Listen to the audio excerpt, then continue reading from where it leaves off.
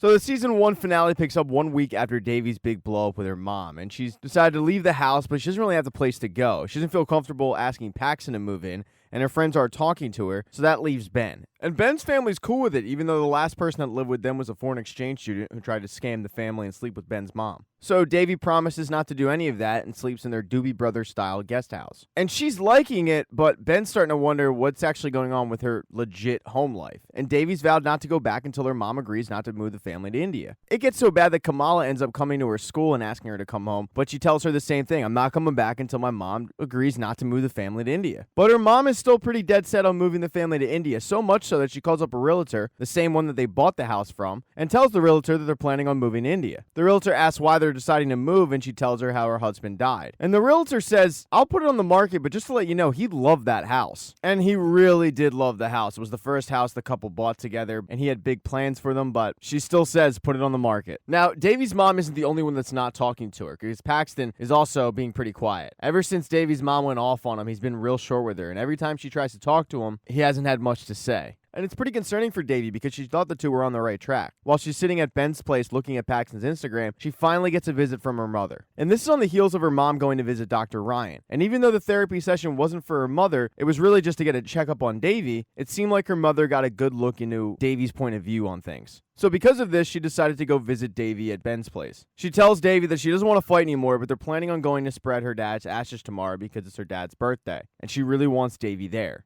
But Davy doesn't see it like this is a nice gesture. Davy sees it as, you're trying to get rid of all the American memories to drag the family back to India. So because of this, Davy refuses to come, and her mom reminds her, I'm not here to fight with you. But we're leaving at 5 o'clock for Malibu tomorrow, so if you come, great, and if not, fine. After Davy's mom leaves, she ends up storming into Ben's house and asking Ben's dad if she can file emancipation papers. And he says, do you think you can support yourself on your own? And she says, well, I think my friend Rebecca, who is Paxton's sister, can get me a job at Old Navy. And neither Ben's dad nor Ben thinks this is a great idea, and Ben tries to talk her out of it, especially when he finds out about the ashes. He urges Davy to talk to her mom about this and just hash this thing out, but Davy's pretty hard-headed and doesn't want to. So Ben goes to the next best thing, her friends. He tells her friends how they know her better than anybody, and even though she's been a really shitty friend, she's moved out recently, and they're about to spread her dad's ashes, and she's not gonna go. So Ben urges them to go and talk to her with him, and try to convince her to go. So Ben, Eleanor, and Fabiola all head to go talk to Davy, but Davy just starts deflecting. She turns on Eleanor saying, look at you, you're not happy. You quit the play. You look like a librarian. And Eleanor agrees that you're right, this isn't me. I hate this look. But the more they talk to Davy about it, the more that Davy comes around to spreading her dad's ashes. The problem is, she's running out of time. So Ben agrees to drive her over to her mom's place because for whatever reason, she doesn't pick up a phone and call. But when they get to the house, the mom has just left. So Ben agrees to drive her all the way to Malibu, and this is when she finally decides to pick up a phone and call, although Kamala and her mom aren't answering. She's finally able to reach the beach, and she sees Kamala and her mom, and she's screaming down for them to stop, although they can't hear her. And that's when she runs into international tennis sensation John McEnroe, the bad boy of tennis